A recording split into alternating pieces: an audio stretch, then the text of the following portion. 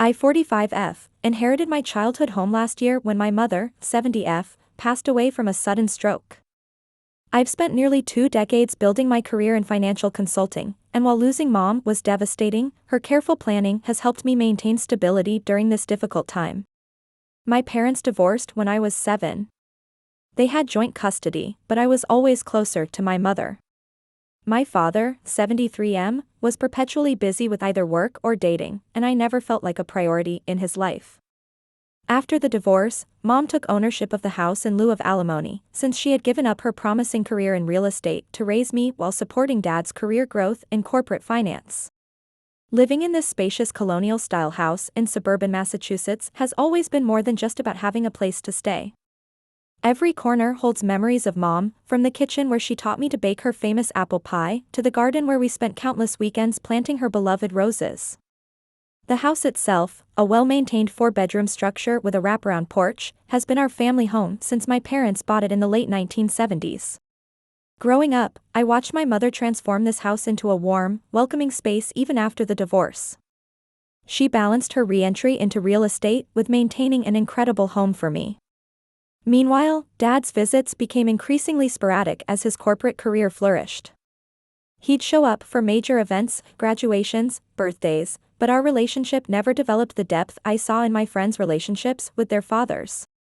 The divorce settlement had been straightforward: mom got the house, and dad was relieved of alimony payments. She'd supported him through his early career, taking care of everything at home while he climbed the corporate ladder. When they split, she insisted on keeping the house rather than seeking ongoing support. A home is more valuable than monthly checks, she'd always say, and her decision proved wise. She rebuilt her career in real estate while ensuring I had a stable home environment. 2 years ago, my father brought his girlfriend Elizabeth, 61F, to our Christmas celebration. She came with her 2 daughters, 41F, 39F, from a previous relationship with her high school boyfriend. The daughters, Sarah and Rachel, were quiet and reserved, much like their mother appeared to be at first. Elizabeth seemed genuinely interested in getting to know us, asking thoughtful questions about our family traditions and complimenting mom's decorating taste. Our relationship with Elizabeth and her daughters developed slowly but positively over the following months. During our occasional family dinners, she would often call ahead to ask if she could bring something specific, showing consideration for our preferences. Her daughters, while never particularly warm, were always polite and seemed to appreciate being included in our family gatherings. Mom maintained a remarkably gracious attitude about Elizabeth's presence in our lives. Everyone deserves a chance at happiness, she'd say, though I sometimes caught a flash of sadness in her eyes when Dad and Elizabeth would leave together. Looking back, I realize how much strength it must have taken for her to welcome them so warmly. When Mom passed away last spring, the loss was sudden and devastating. A stroke took her in her sleep, peaceful, the doctors said, but far too early. We had just had dinner together the night before, discussing her plans to renovate the garden that weekend. The abruptness of her departure left me reeling, but true to her practical nature, she had prepared for everything. During the reading of the will, we discovered that Mom had updated her estate planning around my 18th birthday. The house, along with most of her assets, was left to me. She'd even left a letter explaining her decisions, particularly about the house. This home has been your anchor through every storm. Keep it as your safe harbor, but never let it keep you from sailing towards your dreams. Dad and Elizabeth were appropriately supportive during the funeral arrangements. Elizabeth helped coordinate the catering for the wake, and her daughters assisted with organizing Mom's extensive photo albums for the memorial display. However, I noticed a shift in Dad's demeanor after the will reading.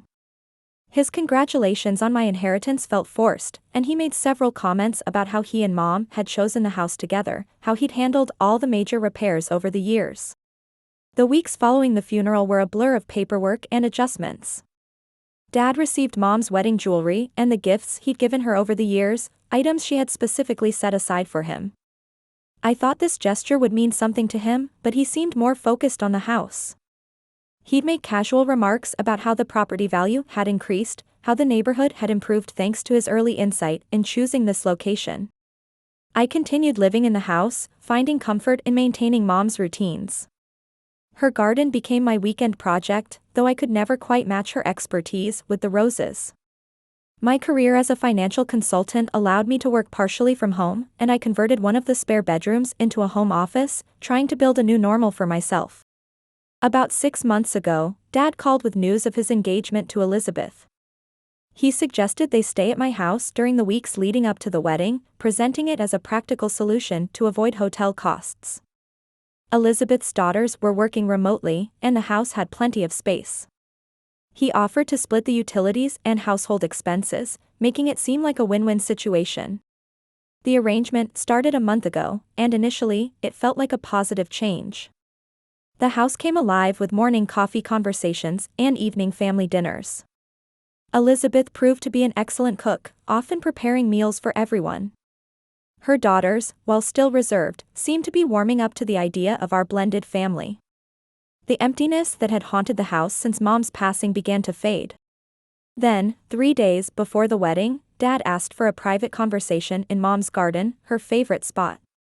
He revealed that their return wasn't just about the wedding, he wanted them to move in permanently. He presented it as concern for my well-being, worried about me living alone in such a large house.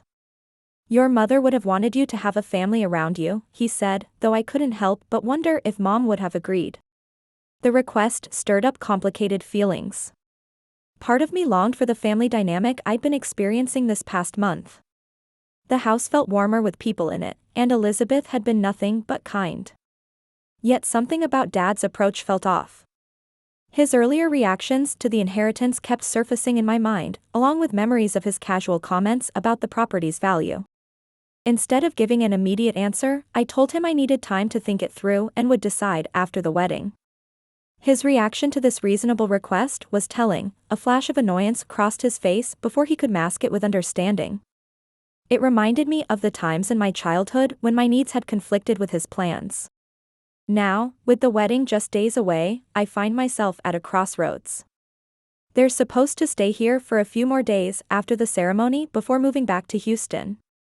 I've been leaning toward accepting their request to make this arrangement permanent. The past month has shown that we can coexist peacefully, and the house feels less lonely with others around. However, I can't shake this nagging feeling that something isn't quite right. Dad's fixation on the house's value, his subtle attempts to remind me of his contribution to its purchase, and his barely concealed annoyance at my hesitation all send warning signals. Elizabeth has been perfect, almost too perfect, and I wonder if there's more to their motivation than just family bonding. Part of me feels guilty for doubting their intentions. After all, isn't this what healing families do? Come together, support each other, build something new from the pieces of what was broken. But another part, perhaps the part that inherited Mom's practical nature, warns me to be cautious. I've spent my career helping clients make sound financial decisions, yet this situation has me questioning my judgment. The emotional complexity of family relationships seems to cloud my usually clear thinking. I could really use some outside perspective on whether I'm being overly suspicious or if my instincts are trying to protect me from making a serious mistake. Is it normal to feel this conflicted about sharing your inherited home with family? Should I trust my gut feeling that something's not quite right, or am I letting past disappointments color my judgment of the present situation? Update 1. Well, things escalated quickly after my last post. The wedding was this past weekend at the Grand Hotel downtown. I helped with the preparations, even giving a polite toast despite my reservations. Elizabeth's daughters served as bridesmaids, and everything seemed picture perfect. The morning after the wedding, I woke up around 8 a.m. to an unusually quiet house. At first, I thought everyone was sleeping in after the celebration. However, when I went downstairs to make coffee, I found a hastily written note on the kitchen counter: "Gone for our honeymoon. Be back in a week." They had left without telling me, no mention of their plans during the wedding preparations, no discussion about their departure time, nothing. Their personal belongings were still scattered throughout the guest rooms, but they were gone. My calls to both my father and Elizabeth went straight to voicemail. Finally, around noon, Elizabeth answered her phone. Her tone was completely different from her usual sweet demeanor. "Oh, did we forget to tell you?" "Sorry about that," she said with an obvious lack of sincerity. When I expressed my concern about not being informed, she snapped, "You're not a child anymore. Your father has a new family now, and we wanted some private time." The conversation got worse from there. She had the audacity to tell me to clean up the house before they returned and to get over myself. Then she mentioned how they were planning to redecorate their rooms when they got back. Something in me snapped at that moment. I spent the next few hours documenting everything with photos and videos, their belongings, the state of the house, and the note they left. Then I called a locksmith and had all the locks changed. I packed up their belongings, with documentation, and placed everything in weatherproof containers on the covered porch. I sent both my father and Elizabeth a message: "Your belongings are packed and on the porch. You have until Sunday to collect them. Anything left after that will be donated to charity. Do not attempt to enter the house, the locks have been changed, and I will contact the police if necessary." The reactions were immediate and explosive. My phone started blowing up with messages from both of them, oscillating between guilt-tripping, "How could you do this to family?" and threats, "You'll regret this decision." Elizabeth's daughters also joined in, sending messages about how I was tearing the family apart. What really got to me was my father's voicemail: "Your mother would be ashamed of your behavior. We were trying to help you, and this is how you repay our kindness?" He conveniently forgot how he'd been eyeing the house since Mom's passing. I've blocked their numbers for now, but kept all messages and voicemails. I also installed security cameras and informed my neighbors about the situation. A few of them remember how Dad treated Mom during the divorce and offered to keep an eye on the house when I'm at work. It's been 3 days, and they still haven't collected their belongings. The weather has been good, so everything is fine on the porch, but I'm getting increasingly frustrated with their games. I've consulted with a lawyer who confirmed I'm within my rights to have their belongings removed, as I gave reasonable notice. The most revealing part of this whole ordeal has been their social media activity. While ignoring my messages about collecting their things, they've been posting endless honeymoon photos with captions about new beginnings and family unity. Elizabeth even had the nerve to post about toxic people who can't handle others' happiness. Looking back, I realize how their perfect family act was just that, an act. The way they switched from sweet and caring to entitled and aggressive the moment things didn't go their way shows their true nature. I'm grateful I trusted my instincts and didn't agree to their permanent living arrangement before seeing this side of them. I miss the illusion of family we had during their stay, but I know now it wasn't real. Mom always said that true colors show not in good times, but in how people handle disappointment. Their reaction to being told no revealed everything I needed to know about their character. Has anyone dealt with similar family situations? How did you handle the aftermath? I'm standing firm in my decision, but I'd appreciate advice on dealing with the flying monkeys they're sending my way. Update 2. It's been 2 weeks since my last update, and the real story has finally come out. What I discovered explains everything about their desperate attempts to move in, and it's worse than I imagined. Yesterday, my father's former colleague, who's been a family friend for 30 years, reached out to me. She revealed that my father wasn't taking a break from work as he'd claimed. He was fired 3 months ago for mismanaging company funds. Apparently, he had been making risky investment decisions without proper authorization, leading to significant losses. The truth about their financial situation is staggering. The wedding at the Grand Hotel cost $45,000, paid for entirely from his retirement savings. Their 2-week honeymoon in the Maldives added another $30,000 to their expenses, funded by liquidating his investment portfolio. Elizabeth had quit her job as a real estate agent last year when they got engaged, confident in my father's 6-figure salary and their planned move into what they referred to among their friends as their future family home. Yes, that's how they spoke about my house. Their entire financial planning was based on the assumption that I would let them move in permanently. They had already given notice on their Houston apartment and had even started selling some of their furniture. This explains why their belongings are still on my porch. They literally have nowhere else to put them. Through mutual acquaintances, I've learned they had been spreading a narrative that I was temporarily living in their house out of my mother's misguided sympathy. They portrayed themselves as being generous by allowing me to stay while I got back on my feet. The reality, of course, is that I'm a successful financial consultant with a 6-figure income of my own, and the house is legally mine. My father's ex-colleagues shared more disturbing details. His firing wasn't just about bad investments, he had been increasingly erratic at work, making grandiose promises to clients and becoming defensive when questioned about his strategies. Some suspect he was trying to recover from personal investment losses, though nobody knows for sure. Elizabeth's behavior makes perfect sense now. Her perfect homemaker act was a calculated move. She had been telling her social circle that living in my house would allow her to focus on creating a proper family environment, instead of working. She had even started planning renovations to my mother's garden, showing her friends Pinterest boards of her intended changes. Their honeymoon photos on social media tell a different story now. Every magical moment they shared was funded by my father's depleted retirement account.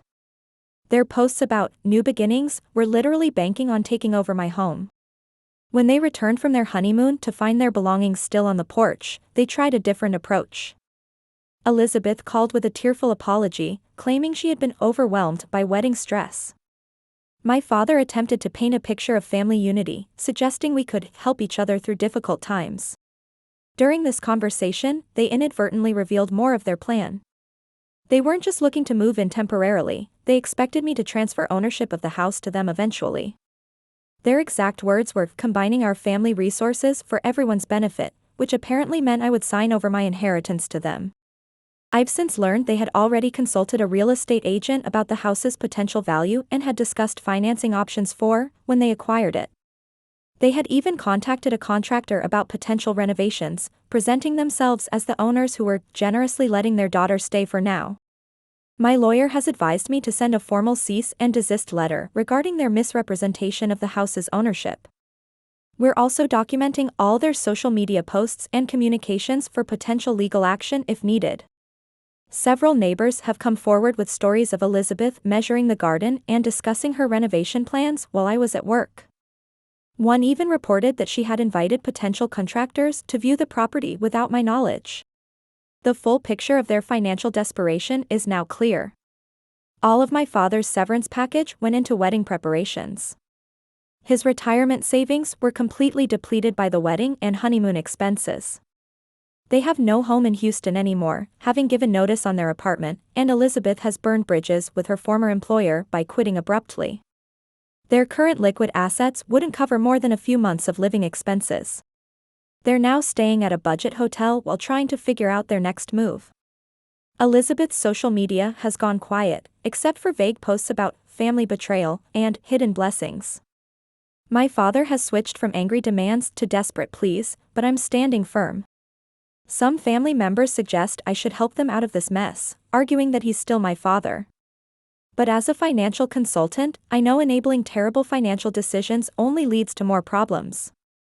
Besides, their attempt to manipulate their way into taking my home shows their true intentions. I'm working closely with my lawyer to document everything, though I hope legal action won't be necessary. The house's security system has been upgraded, and I'm starting therapy next week to process all of this. The irony isn't lost on me. My father, who spent his career in finance, has destroyed his retirement through poor financial decisions, while I, the daughter he never had time for, have built a stable life through careful planning. Mom would appreciate the poetic justice, though she'd be sad to see him fall this far. Has anyone else discovered similar financial deceptions in their family? How did you handle maintaining boundaries while processing the betrayal? The hardest part isn't the anger anymore, it's the sadness of realizing that my father never really changed. He's still the same man who always put his own needs first, only now he's dragged others into his schemes. I'm grateful for all the support I've received from this community. Your advice helped me trust my instincts and stand firm in my decisions. I'll update again when there are significant developments, but for now, I'm focusing on protecting myself and my home while trying to process this betrayal. Update 3: After weeks of drama, this situation has finally reached its conclusion, and the ending is almost poetic. Today, my father and Elizabeth left town, not by their own choice, but thanks to an unexpected intervention from Elizabeth's ex. When we last left off, they were staying at a budget hotel, running out of money and options. I continued documenting their behavior, including their attempts to spread rumors about me in the community. What I didn't know was that Elizabeth's daughters had reached out to their father, explaining the dire situation their mother had gotten herself into. Their father, Michael, is apparently a successful business owner in Houston. He'd maintained a cordial relationship with Elizabeth over the years, primarily focused on their daughter's well-being. When he learned about Elizabeth's current situation, unemployed, essentially homeless, and involved in a scheme to take over my house, he decided to intervene. The way this unfolded was quite remarkable. Last Tuesday, I received an unexpected email from Michael. He apologized for contacting me directly but wanted to verify certain details about the situation. What Elizabeth had told him differed significantly from what their daughters had reported. After our conversation, he was appalled by his ex's behavior. I later learned that Michael had been watching Elizabeth's increasingly desperate social media posts with growing concern. The final straw was when he discovered she had been using their daughters' names to secure short-term loans, potentially impacting their credit scores. What happened next was a masterclass in problem-solving. Michael offered to fund their return to Houston, but with strict conditions. He arranged for Elizabeth to interview with several real estate firms where he had connections, ensuring she could restart her career. However, these opportunities came with the requirement that she cease all attempts to claim my property. The most satisfying part was watching their carefully constructed facade crumble. Michael made it clear to their social circle that the narrative about them owning my house was completely false. He even went as far as to publish a polite but firm clarification on Elizabeth's social media posts about their family home. My father, faced with the humiliation of having his financial mismanagement exposed, finally dropped the pretense. In a moment of rare honesty during a phone call that I recorded, with his knowledge, he admitted that the whole marriage had been partly motivated by their shared plan to acquire my house. Elizabeth had convinced him that together they could persuade or pressure me into either sharing ownership or selling it to them. The extent of their planning was revealed through Elizabeth's daughters, who felt guilty about their passive role in the scheme. They shared screenshots of group chats where Elizabeth and my father discussed various strategies to manipulate me. These included Elizabeth's deliberate effort to play the perfect stepmother and their calculated decision to announce their marriage plans just when they knew I was feeling most lonely. Michael's intervention came with financial support but also accountability. He offered to cover their moving expenses and first month's rent in Houston, but only after they signed legal documents acknowledging they have no claim to my property and agreeing to cease all contact unless initiated by me. The way they left was telling. Instead of apologizing, they sent out a mass email to family and friends claiming they were returning to Houston for exciting new opportunities, completely glossing over their failed attempt to take my house. Elizabeth even had the audacity to post photos of them leaving, captioned with quotes about closing chapters and new beginnings, tagged with luxury lifestyle hashtags as if this wasn't a retreat in disgrace. My security cameras captured them driving past my house one last time yesterday. They slowed down briefly, but didn't stop. Their belongings, which had been moved to a storage facility at Michael's expense, were already on their way to Houston. The aftermath has been surprisingly peaceful. My neighbors, who watched this drama unfold, have been incredibly supportive. Several have shared their own stories of family property disputes, making me realize how common these situations are. The local community that Elizabeth tried to infiltrate has rallied around me, with several people apologizing for believing her stories. I've started attending a support group for people dealing with family estrangement. It's helping me process the complex emotions of this situation, the relief of being free from their manipulation, the lingering sadness of losing what little relationship I had with my father, and the anger at their attempted deception. The house feels different now, not empty, but peaceful. I've started redecorating, not to erase memories but to create new ones. Mom's garden is blooming again, and I've joined a local gardening club to learn how to care for her beloved roses properly. It's therapeutic, working in the same space where she found so much joy. My career has actually benefited from this experience. As a financial consultant, I now have a deeply personal understanding of how family dynamics can impact financial decisions. I'm better equipped to help clients navigate similar situations, though I keep my own story private. The irony of being a financial consultant who had to fend off a financially irresponsible parent isn't lost on me. Mom always said education was the best investment, and she was right. My professional knowledge helped me spot the red flags in their behavior early on. As for the future, I'm focusing on building positive relationships. The friends who stood by me through this have become like family. I'm even dating someone who, refreshingly, shows more interest in my company than my property. This experience has taught me that family isn't about shared DNA or legal titles, it's about respect, honesty, and genuine care for each other's well-being. My mother understood this, which is why she protected my inheritance so carefully. To those who followed my story and offered advice, thank you. Your support helped me stay strong when I doubted myself. To those facing similar situations, trust your instincts, document everything, and don't let anyone shame you into compromising your boundaries. I don't expect to post any more updates unless something significant happens. My father and Elizabeth are now in Houston, starting their new life without access to my home or finances. Michael keeps me updated occasionally, mainly to assure me they're sticking to the agreement to stay away. Mom would be proud of how I handled this. Not because I was tough, but because I protected the legacy she worked so hard to leave me while staying true to my values. In the end, that's what matters most.